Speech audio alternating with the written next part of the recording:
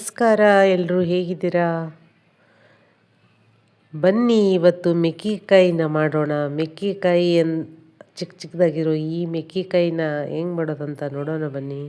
ಜೊತೆಗೆ ಇದರಿಂದ ಆಗುವ ಕೆಲವೊಂದು ಆರೋಗ್ಯಕ್ಕೆ ನಮಗೆ ಏನೇನು ಲಾಭಗಳಿದ್ದಾವೆ, ಏನು ಉಪಯೋಗಗಳಿದ್ದಾವೆ ಅಂತ ನೋಡೋಣ ಬನ್ನಿ.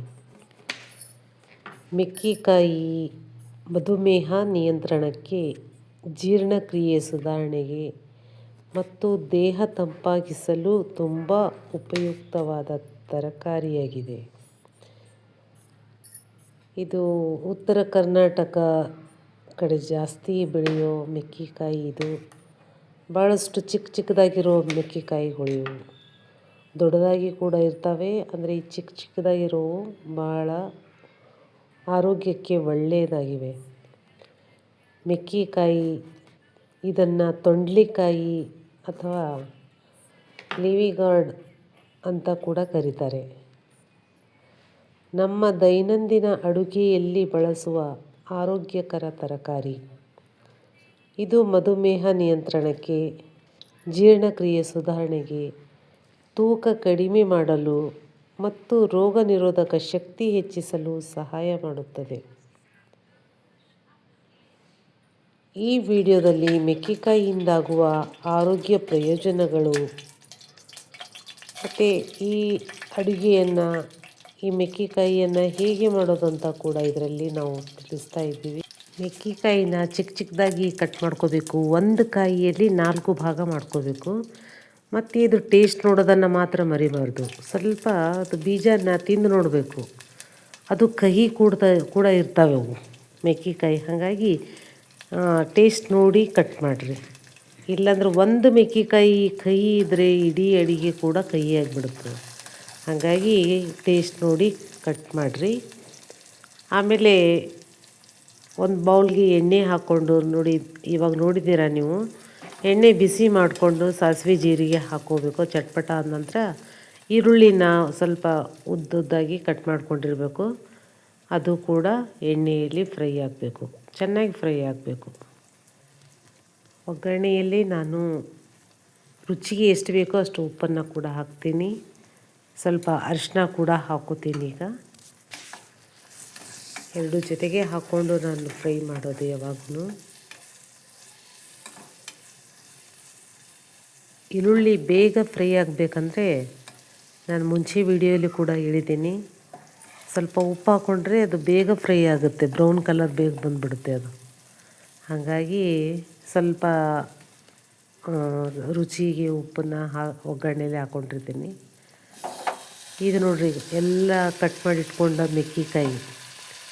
ಈ ಮೆಕ್ಕೆಕಾಯಿಗಳನ್ನು ಚೆನ್ನಾಗಿ ಕಟ್ ಮಾಡ್ಕೊಂಡು ತೊಳ್ಕೊಂಡು ನೀರಲ್ಲಿ ಹಾಕಿಟ್ರೆ ಅದು ಒಳ್ಳೆಯದದು. ಹಾಗಾಗಿ ಇದು ಸ್ವಲ್ಪ ಹುಳಿ ಇರ್ತಾವೆ. ಹುಳಿ ಇರೋ ಸಲುವಾಗಿ ಇದಕ್ಕೆ ಏನು ಟೊಮೆಟೊ ಹಾಕೊಳ್ಳೋದು ಏನು ಬೇಕಾಗಿರಲ್ಲ. ನೋಡಿರಿ, ಹಿಂಗೆ ಫ್ರೈ ಮಾಡ್ಕೋಬೇಕು. ಎಲ್ಲ ಮಿಕ್ಸ್ ಮಾಡ್ಕೋಬೇಕು, ಚೆನ್ನಾಗಿ ಮಿಕ್ಸ್ ಮಾಡ್ಕೋಬೇಕು.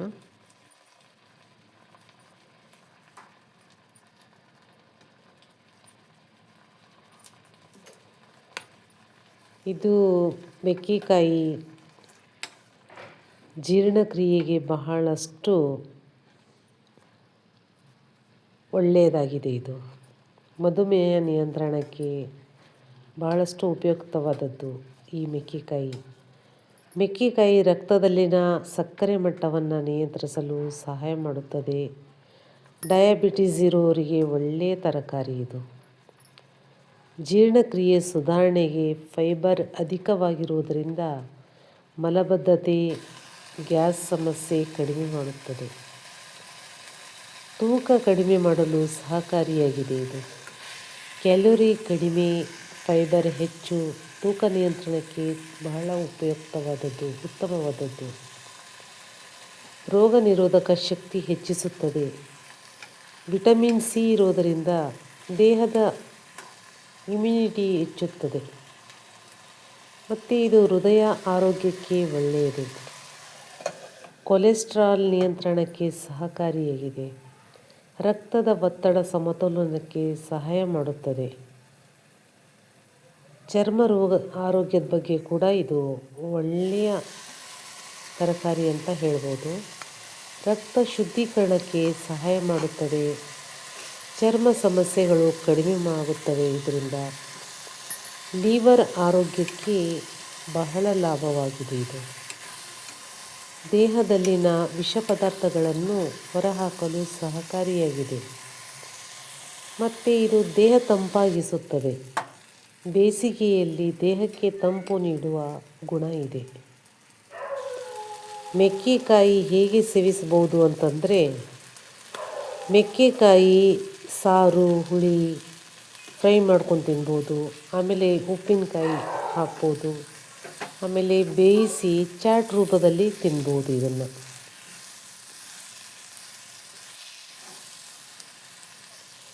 ಮತ್ತು ಇನ್ನೊಂದು ಗಮನಿಸಬೇಕಾದ ವಿಷಯ ಅಂದರೆ, ಈ ಮೆಕ್ಕೆಕಾಯಿಯನ್ನು ಚೆನ್ನಾಗಿ ತೊಳಿಬೇಕು. ತೊಳೆದು ಅತಿಯಾಗಿ ತಿನ್ನಬಾರ್ದು. ಕಚ್ಚಾ ರೂಪದಲ್ಲಿ ಹೆಚ್ಚು ಸೇವಿಸದೆ ಬೇಯಿಸಿ ತಿನ್ನುವುದು ಬಹಳ ಉತ್ತಮವಾಗಿದೆ. ಹಸಿದ ಹಾಗೆ ತಿಂತಾರಲ್ಲ, ಆ ಥರ ತಿನ್ನೋದಕ್ಕಿಂತಲೂ ಬೇಯಿಸಿ ತಿನ್ನೋದು ಬಹಳ ಉತ್ತಮವಾಗಿದೆ.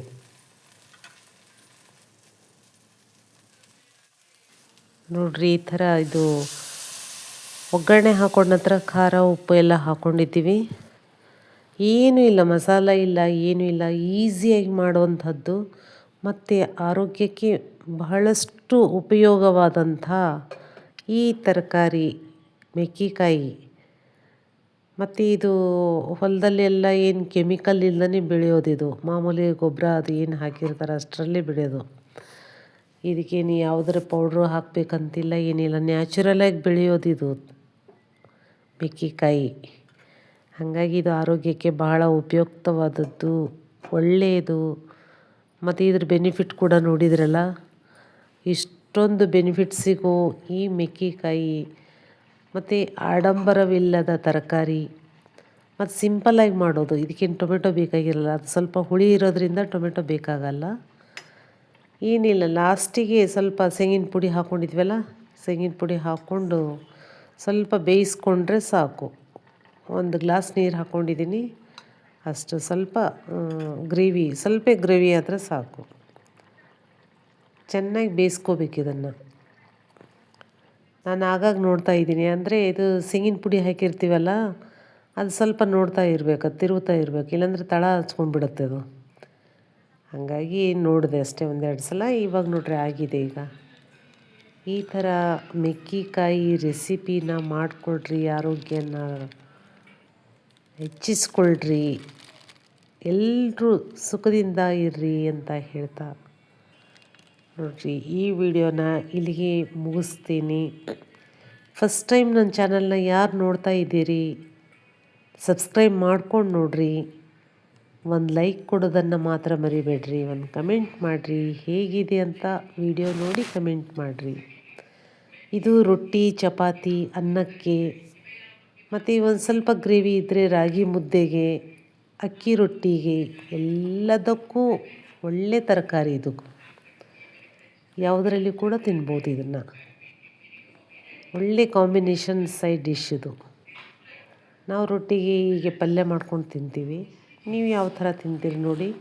ಎಲ್ಲದಕ್ಕೂ ತಿನ್ಬೋದು ಇದು. ಥ್ಯಾಂಕ್ ಯು ಸೋ ಮಚ್ ಎಲ್ರಿಗೂ. ಧನ್ಯವಾದಗಳು. Thank you.